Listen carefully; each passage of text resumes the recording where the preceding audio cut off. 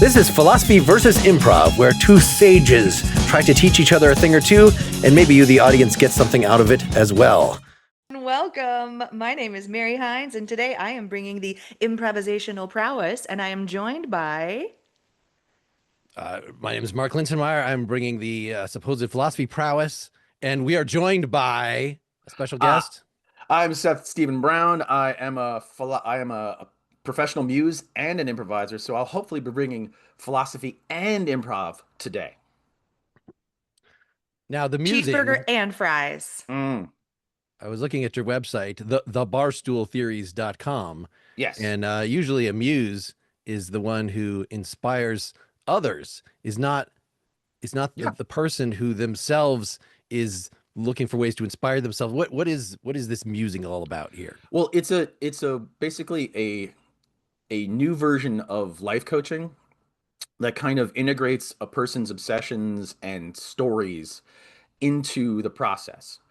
So instead of being very stoic or in like static rooms, muses, we go into someone's life with them. We go out, we do events, we hang out together, we see part of their life because we feel like you hide so much of who you really are from a lot of people. And if the job is to figure out what's going on and what's really up in your life, we have to see what your life is. And so we inspire each other. So muses get inspired by our clients and clients get inspired by us. So it's kind of a mutual, it's really mutually beneficial and wonderful so far. So, what's the process like for when you're out and about and you're with your client and you feel or see a spark where you want to apply your musing? What's your process like? What happens next? It's hyper listening. It's because you're listening for them to reveal truths about themselves and then jump on them in a positive way. So if you hear someone say like, oh, I've never been able to wear these before.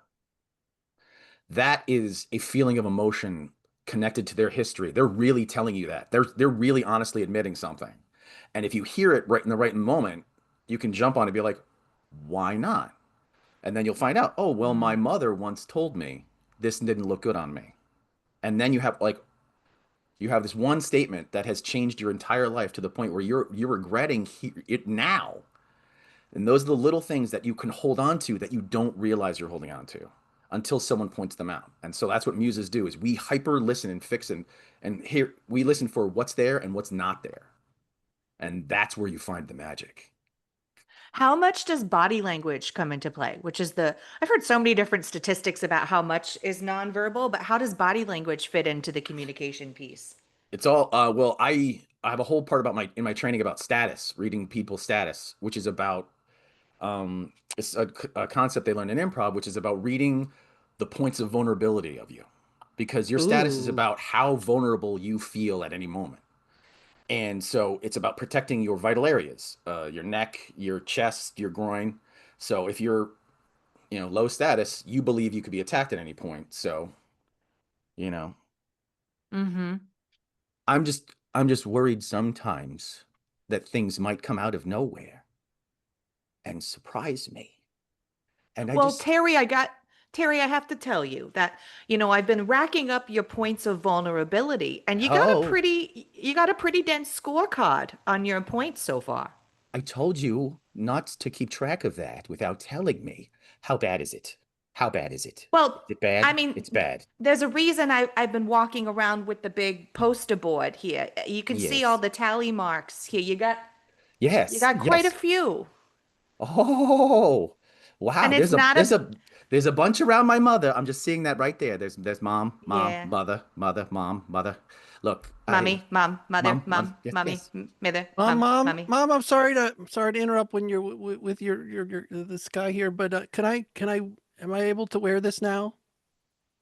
Little Oh. Bobby, I told you that when mommy's working, Oh, I'm being very you triggered can't right now. need anything. I know. See, here's the thing. A surprise. I'm your mother. I brought your steps. I brought our adopted son, little Bobby, along for so you could feel more comfortable. Oh, your body's saying you're very, oh, hold on. That's at least 2 more ticks on the No, tally no, marker. no, no, no, no. I don't feel like these ticks should belong to me. This should be Bobby's ticks because he's the one increasing this. I I just wanted to see if I could wear the spacesuit now, or if this is not a good time. Bobby, go ahead, put on your spacesuit and then come Okay. back and I'll zip up the I've back. never been able to wear the spacesuit before because I Mommy's haven't. working. All right. And see. Right, great. Well done. Yeah, once you make that face, it's like, perfect. I love it. I think I missed the key moment when what was Seth's relationship to the two of us, that he was your son but he was my adopted father. I didn't understand Yeah, quite Well, what you that's threw why in we're in there. this. That's why we're in the session because everything's all kerfluffled, and yeah. that's why we're doing the work because nobody knows who they are. And a lot of people are trying to be something they're not supposed to be.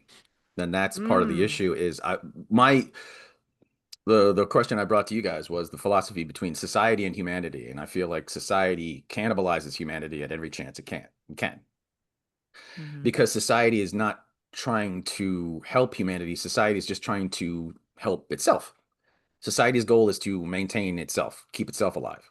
And the first thing it'll do is just force people to do things they're not authentically supposed to do, just because they're jobs that need doing and not because they're what we're naturally doing. So I think a lot of modern issues are about people trying to fit themselves into boxes when they're not Yeah, even supposed to be in this field at all. Like no part of them is supposed to do this job, but they're yeah. trying to.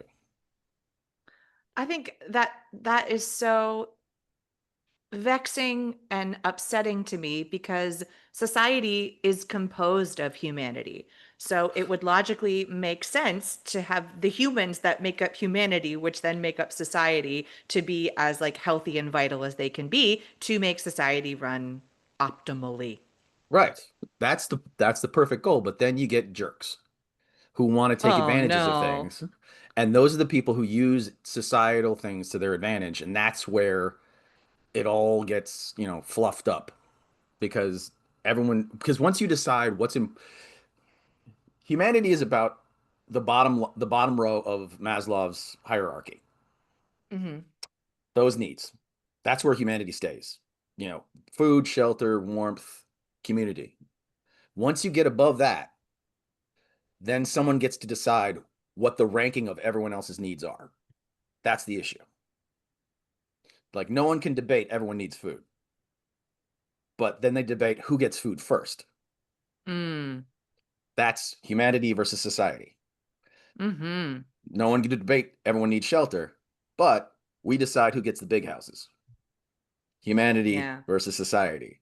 It's like once we get off that bottom rung of needs, suddenly people are like, well, we should do this first. Well, we should do that first. And then my God says this.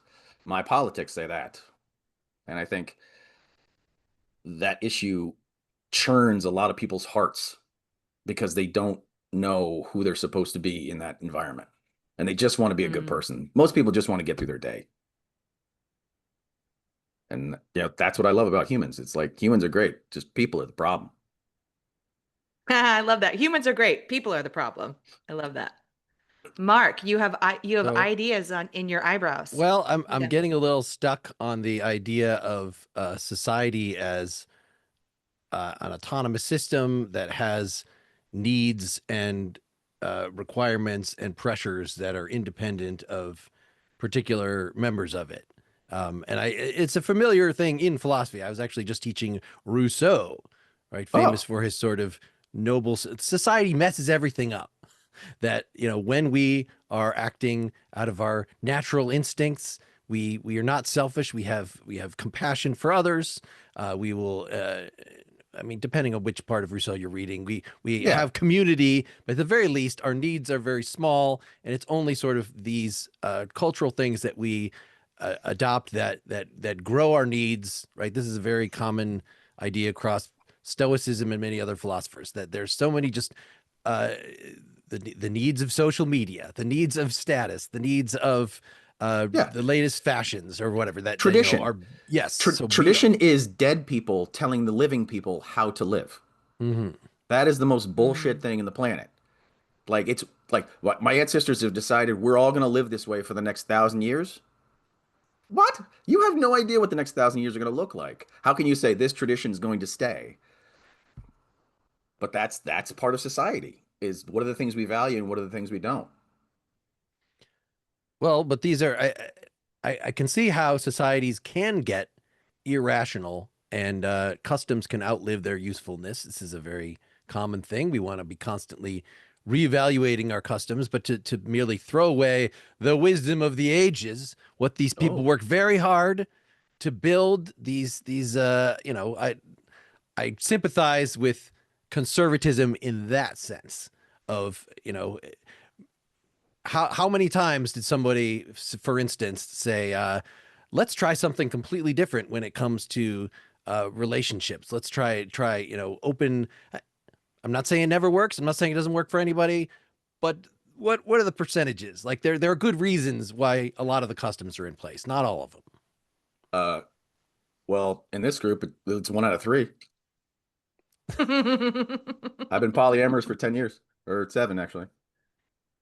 Okay, okay. So Yeah, you're living the I mean, there are certain other things. I reject the need that society tries to force on us of just take a job, be somebody else's underling. Clearly, yeah. that is one that you have not stuck with either. That you've started your own thing, a hustle. I spent 20 years trying to be a screenwriter, and I got stuck in post-production. And I saw how unappreciated humanity is in the entertainment industry. It is so brutal what they do to people. Here's the fun part about how brutal the entertainment industry is. Their first reward, you get your name said to people. That's a reward, credit. You get to be shown that you're a person. You actually did something.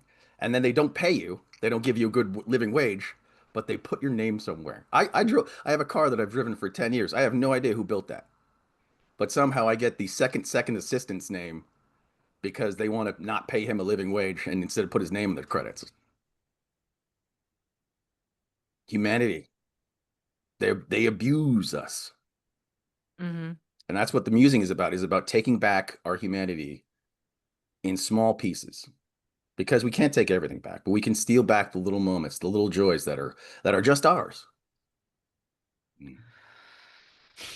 So kind of I wrote down a couple like question points and I love how I wrote this. I wrote, what skill sandwich do you offer? What ingredients do you use when you're musing? Like what of your, because you are multifaceted, like you have a lot of skills. Mhm. So what ingredients do you find bringing to the sandwich that is musing? Hyper listening or hyper awareness actually Yeah. is one of the biggest ones, and it's situational awareness and personal awareness. How you're reacting to things and how teaches. It's basically you have to learn your body before you can learn how everyone else's body is, and so learning your body as an instrument, and then using that tool to learn how other people operate, either differently or similarly. And that's what musing is helping other people learn their instrument because no one else can make you happy. No one else can fight your fears except you. No one Hmm. else can change your life. No one else can do, like you have to do it. So what musing does is we actually give you the tools to figure yourself out. And that like we don't tell people how to live. We tell people how to like these are the things we can do to break down your body. So we have things about like personal assessments. We have things about observation, helping others. Our motto is understanding without judgment. So we believe we can give everyone else the tools to understand themselves and everyone else around them without judgment. We can make the world a better place. I have an analogy that I use when I'm teaching improvisation. And for anyone who is listening, I am holding up my fingers right now, football goalpost style, to show like a range. So that is your range. That is your bandwidth for creativity and play. If you gunk it up even this much with judgment of yourself or others, you've just limited your sandbox. Right? And also, like, I feel like improvisation, I adapted as a lifestyle, and it's helped me get to a very healthy place mentally, physically, emotionally. Um, and I do my best to practice that. Like, what if I could truly believe that no one is judging me and I'm not judging anyone else. And that's practicing like grace and best intent and greatness looks different on everyone. So what if instead of getting all offended, upset, judgmental or like down into those low vibrations, I could just be like, "Great. You are where you're at and I am where I'm at and that's swell." That's what a muse does. That's literally what we Aha. do is we create safe spaces Yeah, through safe spaces are so we vital. create almost personal safe spaces around us of non-judgment and invite people in because we feel like once we're non-judgmental, they're not judgmental of themselves and they reveal so much, not just Hey to us. everyone, welcome to the safe space. Hi. So as you'll see, we have all of the corners have been padded. There Uh-huh. are no sharp edges It's- anywhere. Okay, you got the plugs for the plugs? You got those plug Yes, plugs? I have the plugs with the plug covers, Mm-hmm. and you'll find in the middle of the room there is a giant Oh, cloth mush. bowl I see that. full of mush. So May when I you find yourself, if your may I blood test the sugar gets mush? low, please May I test test? the mush. Just well, could you sanitize first? Here, have Oh, of some course. sanitizer. Yep. Yeah, go ahead and dip on into the mush. Oh, that's good Tristan, mush. you're looking a little shy. Are you scared to be in the safe zone? This is the safe zone, safe place. I just has this safe space been tested by a professional? I'm just worried about knocking my head on things. I'm sort of worried that I'm my own worst enemy, and I'm just not sure how the safe space is going to protect me from myself. Well, Tristan, the best way to test a safe space is to just go into it. Just throw yourself into it. We have wood Ooh. chips on the floor, Ooh, ooh, so ooh. you I found some bubble wrapped suits in here. Oh, I'm gonna put one bubble of these wrap on. suits. They're one size fits all. Oh, I feel so safe. This is the first Okay, time I Tristan, felt safe in a I'm long just going to time. do the worm a few times. I'm Let me so just see if this. yeah, everybody. Oof. Oh, that's nice. Let me That's do some nice. popping and locking. Do some slam dancing. Yeah, how you I can't do it. feeling? I mean, it seems pretty safe. I Yeah. yeah yeah. I guess this. I mean, what? So what is the what's the goal? I mean, just to be like, are we Just to accomplishing be. something? And you can send me Venmo or Zelle. It's 125 an hour. And scene. And you can Sorry, send no, me wait. Venmo or Zelle any I scene. should have I shouldn't have cut it then. I should have That's, held for a minute to see Tristan/Mark's reaction. I think that's fine. I think we had not established what our relationship is, but you just established it right there that I'm a customer, Sure. that I'm a. Well, here's the thing about improvisation is there's an option like we can spell it out and I can be like, I am the proprietor, you are my customers. Mhm. Or I can Yeah. show my status by being like, I know where everything is. I have built this, right? So Yeah. there's ways to establish relationship without expressly saying you are the customer and I am the proprietor. Yeah. And familiarity is always a fun way to play with things. It's like, Jeannie, you're always doing this. You're Hmm. always buying too much. You're always buying too many things that you don't need to impress people you're never going to meet, darling. Why do you do Well, this? well, how else am I going to grow in society unless I have all the tchotchkes and wigglewums? No, darling. No, no, no, no, no, no, no, no, no. No, no, no. It's not about the tchotchkes on the outside. It's the tchotchkes on the inside, darling. We've got to work on your heart tchotchkes. Your But heart skis. if you could buy me that beautiful alligator skin purse, my heart will This shine time it's an brighter. alligator skin purse. Last week it was a chair made out of a grizzly bear, darling. This is getting ridiculous. Here, I'll lower the price. $50 for the alligator skin purse. Okay, Oh, Tony, honey, you know Tony, what? you are You're not my helping. grizzly bear. Tony, you are an enabler. This shop is entirely too dangerous for my wife. All right, with the alligator skin purse, I'll pour in an actual pterodactyl claw. It's Oh, honey, that's rare. fossilized. So we're gonna just put out an extra $10 for it. Absolutely authentic. Yeah, it's gonna change your life. A I $10 need this, honey. pterodactyl claw. A $10 pterodactyl claw. I mean, you get what you pay for. You know, it's the authenticity only goes to a certain point. I Yeah, you love get it. what you pay for with pterodactyl claws. Let me tell you. All right. I love that. All right, so Super we don't need fun. to end the scene because we didn't really start the scene officially. No, but So that No, was like a little scene. That that was was like a a little scene lit. scene lit. That was yeah. like a nice burp after, a good meal. It was like like a tag out, Yeah. like a or like a quick spin out in the pretty flower. Uh, to be thoroughly honest, I wish I'd spent a little more time with your website because I feel like I'm very the only thing I find more sketchy than self-help Hmm. is here's a service whereby I will assist your self-help. So Right. No, I get that's that. just my prejudice coming in to this as if you've been doing your life wrong all this time. Here, I've got these secrets. But on the other hand, what you're saying is, sounds very. Of course, you Well, want to pay attention to what you really want. You want to do, and I'm sure there are multiple ways to get there. So it's not right. like you're claiming, this is not Scientology. This is not No. a cult of adopting a completely new language to assess yourself, or is it? No, it's more of a vocabulary. Well, the thing I want to create is called it's a it sounds so pretentious when I say all this shit.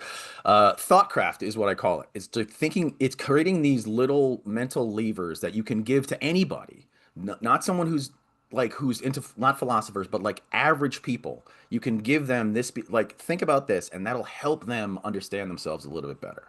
Like that's what I think is philosophy and kind of mental health has always been kind of safeguarded behind a wall of like, okay, well, you have to be cert like if you want to do it, you have to be certified, you have to do all this, and then we can tell you what's wrong with people. And then we'll tell you what's wrong. And then every doctor I talk to still doesn't know a lot. Like there's everyone's still working out. If you go 20 years back and just look at the mental health philosophy every 20 years, it's a completely different philosophy since Freud. No, I get that as a yeah. In my philosophical reading, history of psychology is a big thing. And in fact, one of our my co-hosts on my main philosophy podcast is a like licensed psychotherapist, has patients and Right. stuff. And I still find the little that I've dabbled with it, we had a sponsor that gave me some free Ooh. therapy. And I tried, and it was sort of exactly what I expected in terms of cognitive behavioral. Oh, you're having trouble exercising every day? Well, let's think of some triggers that we could set up so to Right. to make you able to do these. And I just felt like, well, I That just could is figure this shit out myself. I mean, it's not unreasonable, but like I wouldn't want to pay somebody for this on a And regular that's my basis. problem with every certified therapist Uh-huh. because a certification means standardization and it means sterilization. And once Mm. you're standardized and sterilized, you are only going to help a certain amount of people. That's what happened to me in the fucking education system in this country. It almost destroyed me. Like because I was being put in a box. That's my problem with standard therapy is you read all these books but you know what? It's not in those fucking books. The person who's sitting in front of you. You shouldn't be thinking about the book. You should be sitting about the person, the human in front of you, analyzing them, using your humanity to find out who they are instead of like, okay, what chapter can I recommend? I Well, I hate that. feel like what you're proposing, Seth, requires more work on the part of the practitioner. It Yeah, requires that they escalate their level of fucks given and they apply more of themselves and they open their heart more and they are um, more vulnerable, authentic, and intimate in the transaction, which, as someone who teaches improvisation and coaching, and I have a pet sitting business for a living, like my heart has to be consistently open, but I find that the more that I do that, the more my business expands and I have to turn down at least 3 clients a week because I'm so booked because right. I've chosen to present myself in all of my Muppety nerdy glory. I just sent a video. I'm taking care of two French bulldogs right now. And the video I sent today was Bodyguard Bodie. He's sitting next to me right now with his bum against my foot. Call him Bodyguard Bodie. And it was a video of me petting him and being like, "Oh, who's my ham sandwich? Oh, you're a ham sandwich with melty cheese on a pretzel roll." And then the other dog came up and I was like, "Oh, look, it's the turkey BLT." So me in the past would have been like, "You are weird. That is strange. They're going to think you're crazy." And the me now, who knows that's my most authentic self, feels comfortable sending the humans of my animal clients a video of me talking about what sandwich they are. And they absolutely loved it. And they're like, "Oh, we're so happy things are going well." Do you want to know one of the easiest piece of advice I can give to anybody about music is Give like it, give it, give it. you have to give yourself permission to be yourself. Mm. And that is very simple, but it's not easy because there are so many people have told you throughout your life, don't do this, Yep. don't do that, don't be that. And you have to go through and kind of deprogram each one individually. And that's what I do is I listen for the program marks. I listen for those points where I'm like, wait, that sounds a little irrational. Can we dig into that? Can Yeah. we dig into that spot? Because that's what I'm here. I'm listening for irrationalities or things that don't make sense emotionally to what they're saying. And, and Mark, I see what you're saying about the skepticism of like, why hire someone to help you know yourself? But not everyone is capable of knowing themselves, which sounds kind of like a silly thing to say, but it people need help. Well, let me I think the idea of knowing yourself is deeply problematic because it assumes that there is a stable thing that you can uncover and know. And of course, there's certain respects in which that's going to be true. You're going to find that you enjoy certain things and you don't enjoy certain things. And until you try them, until you get beyond society telling you you should never try this kind of thing, you're not going to discover that kind of thing about yourself. But so much about the creation of the self is a creation, is a development, is an artistic project. So it is Mm. I Seth, you're nodding, so I'm guessing that this does not actually cause any trouble for your method, that it can No. be equal parts discovery and creation, and that's just all Well, in that's the what, authenticity yeah. bubble. All of that's, yeah. It's being the real person you are. It's figuring out the things that are in the way of who you really are. What you do when you get there, that's someone else's job. Like that's the thing is like the other it's a part of helping interpret the things because sometimes people just don't have experience. They just don't realize you could be the greatest horse rider on the planet, but you've never been on a horse. Hey, welcome to the self store. Go ahead Mm, and you can grab a hand basket or you can yeah. grab a cart and feel free to shop the aisles and pick your personality. Mm. Yeah, I'm here to make a return. Oh, yes, we do returns and exchanges. Yeah, come on over to Uh-huh. the desk. Uh-huh. Yes, how may I help you? I have no joy in this personality. I Oh, haven't really, I no. tried it I was here last week. I bought this. I came in, I was boisterous, and I said, I need to take this down a notch. And you said it's, well, it wasn't you, it was the other gentleman here who had the hat on.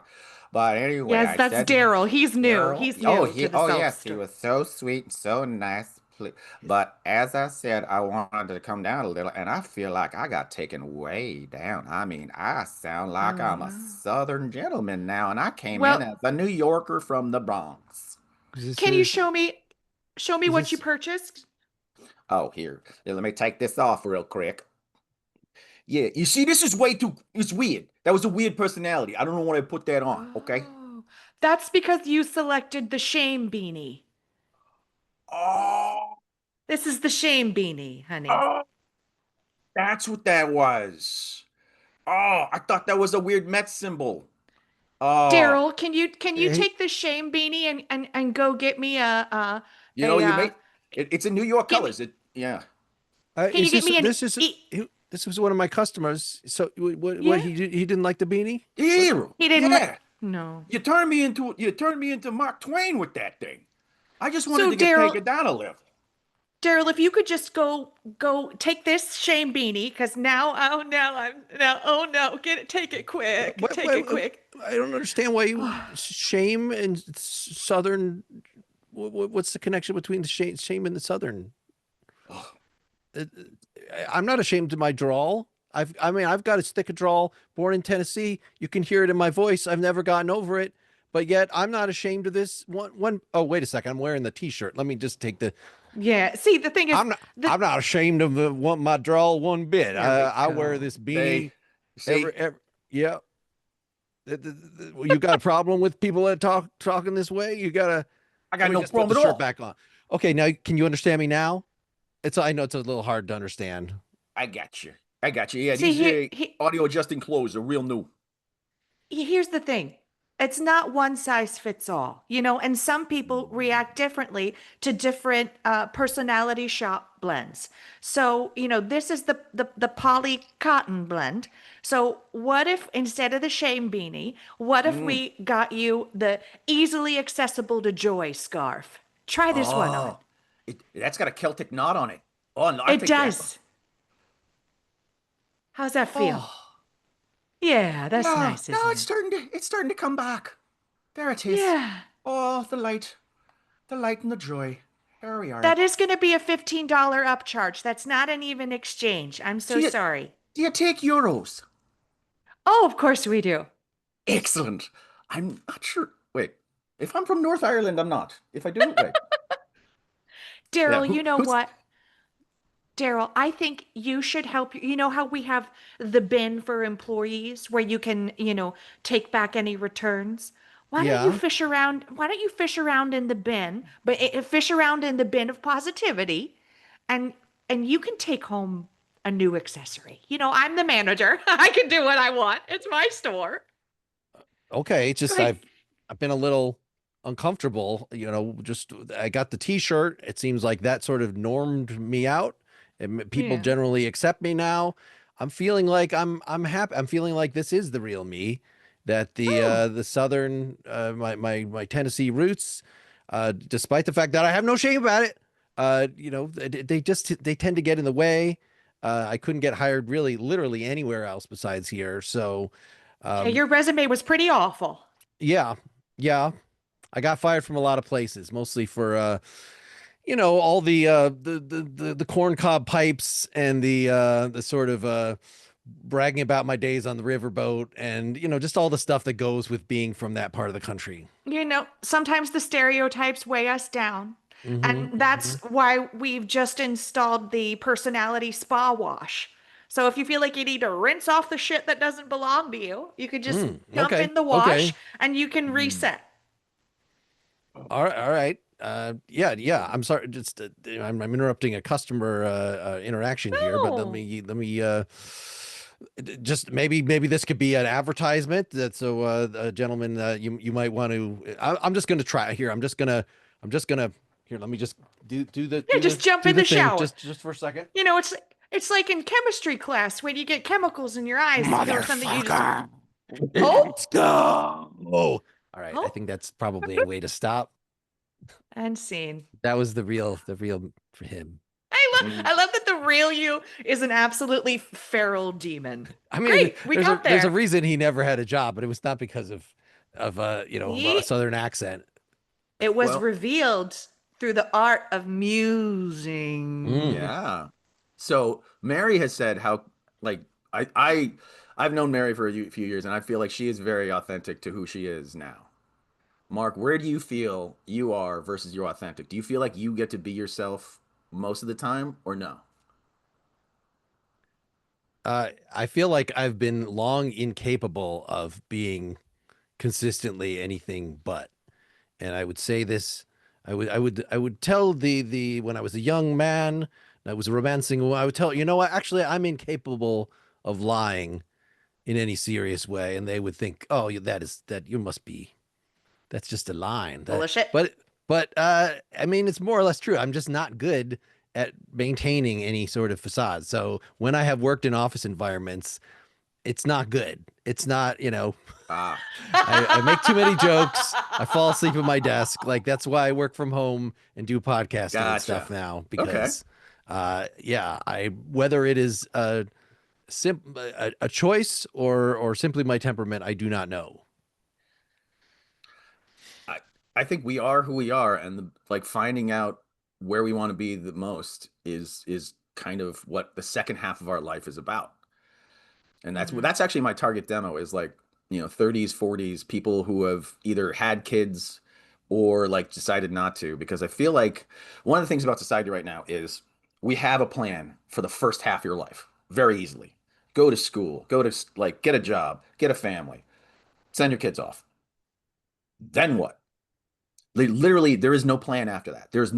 Like, it's whatever, it's so open, and so many people get caught up not having a plan for the second half of their life. It kind of like that's what a midlife crisis to me, or at least mine was.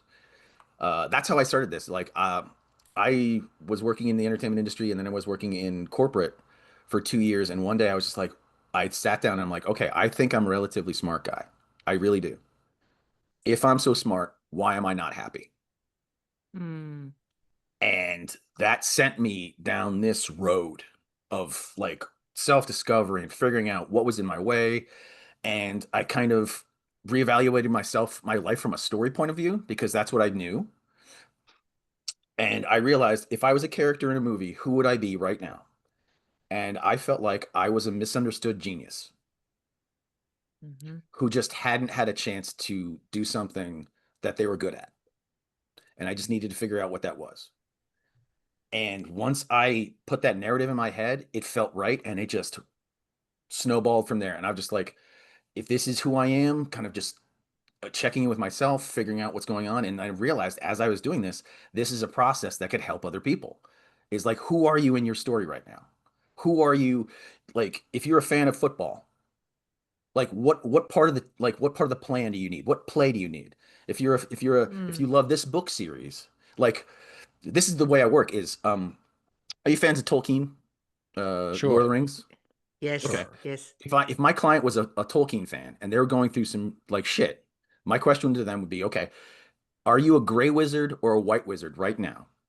Mm. And what is the Balrog you haven't faced yet or have faced? That I've given that to a Tolkien fan and that opened their mind completely up because that's a world that they're obsessed with. So they believe it. They Mm. understand the emotions of it. So that's what my work is. It's like figuring out what's the question I can ask you specifically that's going to get your mind to go, oh, I understand me now. It's about, what I'm hearing is it's about actively listening, affirming, and communicating in the language of the person you're speaking with. Yep. I'm currently in a new relationship and it's very exciting and it's going very well. I know, Seth, you didn't know. This is What fun is this a tea. scene or are you telling me? Is this No, honest? this is my actual Oh, life. Yeah. yeah, yay. We could talk tea, not in podcast, but Perfect. it Yeah. was after our first date. I looked really hot, obviously, right? And to me, like he is showing me through his behavior that he's into me, right? Like that is clear to me. However, something that is important to me is hearing that I'm beautiful. Oh, like Ah, those words of words of affirmation. affirmation, those words of affirmation are important to me. So, between our first and second date, I said, and this was a very vulnerable thing, I took this risk and I said, it made me a little bit upset when you didn't tell me how beautiful I looked. So I want to let you know that one of my love languages are words of affirmation. And so that sparked a conversation about what his love language is. And last night we were making dinner and he was like, I felt so bad when I didn't tell you you look beautiful. And I was like, you could choose to feel bad if you want to, or you can Right. let that go because that led us to a beautiful conversation where, like, and I told him my inner thoughts about it. I was like, I had a thought, like, Ego Mary was like, this isn't gonna work because she doesn't tell you that you're beautiful. But I said to that voice, hey, calm down. He doesn't know what I need until I communicate what I need. Exactly. But I have to know Exactly. myself to be able to say that and to allow a potentially uncomfortable moment for me to Hmm. say, hey, you didn't do this. I felt this. This is something that I need. Please and thanks. You need to understand yourself. You need to recognize it, rationally like deal with it, process it yourself, be able to communicate it, know who you want to communicate it to, and then be able to communicate it in a way that doesn't like isn't judgmental, isn't like, and you hit everything. You did it all. Like that's it. We're in a wave of emotional intelligence now where we're talking about our feelings more. And so eventually your love language is so important. Mm-hmm. Yeah. Uh, So my I feel love like language. Go ahead. we might be treading on the ground from our last conversation with Vicky Mary. But the one of the ways I feel like when I was a younger person, I perhaps abused this. Look how authentic I am. Is well, this is just how I am. You want me to be the kind of person who's going to compliment you? If I don't feel like I'm that kind of person, I think there's at least ways in which this being who you are can be used in a way that does not. This is what I like about we don't have a special authentic thing that we're discovering because we can actually open ourselves up to another person. I have had a history when I was a younger person of maybe too much becoming what that other person wanted me to be. Ah, losing So yourself that's the in that. Yeah. Yeah, yes, that's codependence. sure. And the part of all of this is also having healthy boundaries because being a good person, like being yourself, is you have to have like, you can have what are they called? Rigid or uh, soft boundaries. I can't remember I was what gonna the say soft, it's flexible, like it's like no, like porous. adjustable, You can have rigid or porous boundaries porous. where Yeah. things can pass through or and where you are in the middle is it really is about balance. Everything is about balance. It's about being in the middle of the storm, being in the eye of who you are so you can see all the pieces as they're moving. Um, but some people use authenticity as a shield and actually they use it as a weapon. It's like Mm, the whole keeping it real thing is kind of bullshit. It's like I'm going to keep it real. Like you don't get to keep it real just to be able to say something hurtful to someone because it's true. yeah. The truth is the truth, no matter what it is, but it can be used gently, it can be used forcefully, and how you use it defines how other people are going to want to hear it from you. And so, like, there are Mhm. people like I used to be like guy who's like, yeah, I'm just being honest. I'm being honest. And then uh, what happens with me is I'll hear a lyric, I'll hear something for a second time and I'll finally understand it. The Depeche Mode song, The Policy of Truth. If you listen to that song defines you should not tell people the truth all the time. It will destroy your relationships. Like that's what that song is about, is being too honest and too to some people who aren't ready for it. Never again is what you said the time before. Yeah. And like you keep doing it. You keep like blasting me with truth. Because we can blast each other with truth. We always can because it's true, but we choose how to fire it. Yeah. I like what you said about hard versus porous boundaries. So since I let my romantic confidant know how I like to be loved, I then chose the elective course of doing more work with myself. Like, why do I need that? Do I really need that? How can I soften it? Where is that coming from? Yeah. So I enrolled in the elective course of where did I shop that personality trait from? And I've been actively softening through the moments where I feel like I'm not getting the verbal affirmation I like, and instead I'm looking at the fact that like he came over last night and we made eggplant parmesan from scratch. And I'm like, that is big. That is a huge, right? Like, so me softening what I think I need to receive what is showing up. Yeah. You can It, find if you allow the recipe to manufacture, like to just, you will find some incredibly tasty dishes in the world. But you Tasty. need the recipes to adjust. Mark, your face is thinking. I see it. I'm just trying to think about what would be a good scene to launch based on this. Did you have an Mm. idea? Uh, I, well, honey, your father yes, and I want to talk baby. to you about Oh, your body elective choices. Okay, okay. But is it We going to don't make me we late for don't like cheerleading practice? so honey, I can't be late. honey, it said you're electing to have your ankles removed, honey. That's right. They're too skinny. And skinny ankles, everybody knows that skinny ankles mean poverty.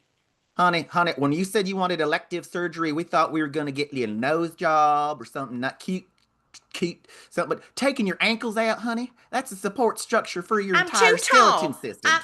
Listen, I'm too Oh, there tall it and I'm is. You tired. are not too tall, darling. You are not. I'm t- I'm tired. I'm tired You come of from big people. people.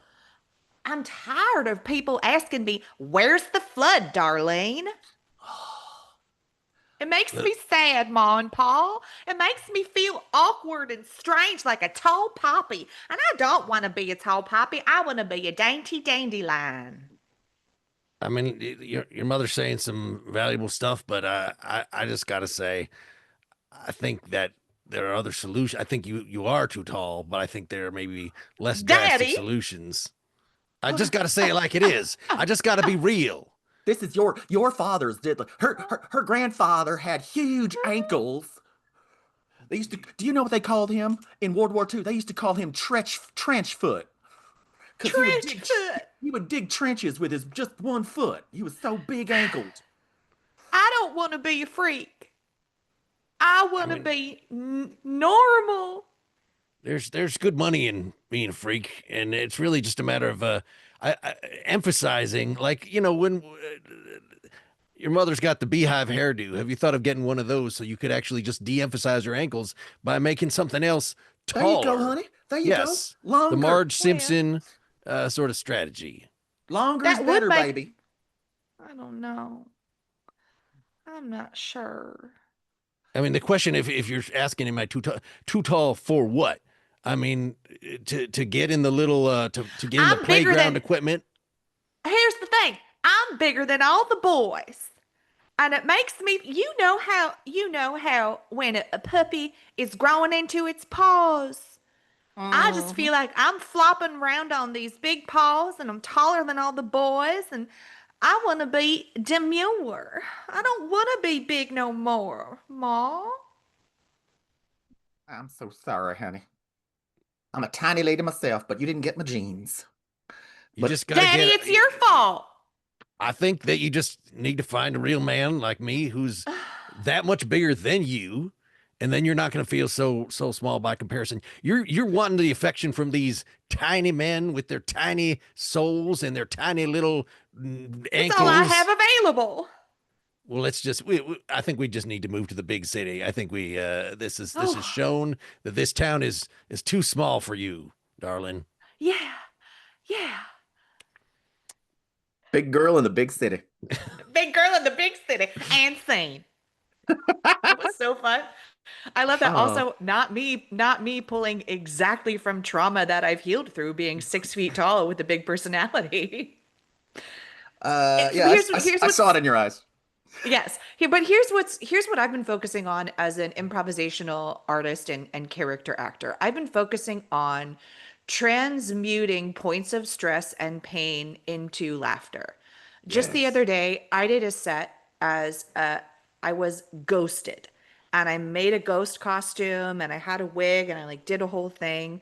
And I wrote a whole set and did audience engagement about taking our power back from being ghosted and bringing humor to it to transform it from the low vibration of like, fuck my life, woe is me, I can't get a date, dating apps suck, to like, I got ghosted. You did too. That's crazy.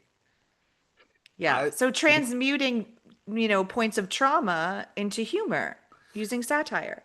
well, that's one of the keys. Like, I love this because, like, my one of my philosophies is let it turn silly. When you go through some shit, Ooh, I eventually like it that. will turn silly. because Mhm. Carol Burnett said is comedy is Queen. tragedy plus time, right? Mm-hmm. So reverse engineer it. Wait, Yeah. once tragedy hits, wait. It will become funny. It will become funny if you wait it out.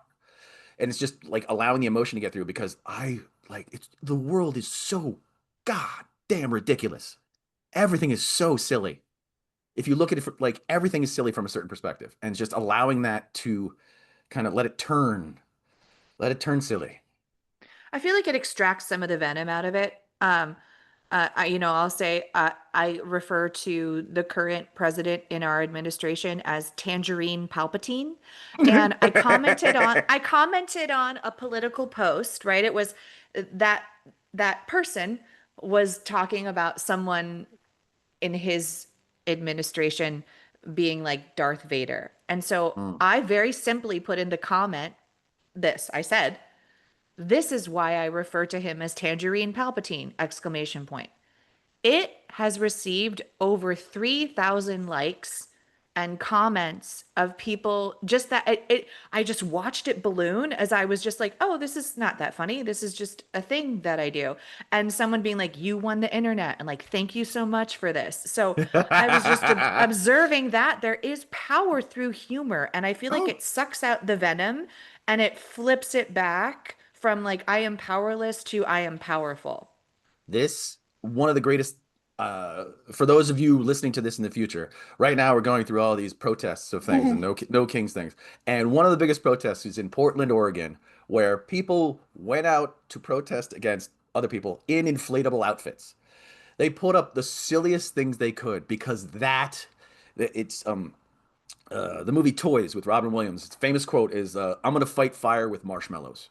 And Oh, that is what we have to do is we have to I like attack that. them with as silliness as possible because I like we you can't how can you fight that? Like how can you moralistically knock down a person in a little tiny costume? Yeah, we're gonna fight fire with marshmallows. I like that a lot. That's a gift. Thank you.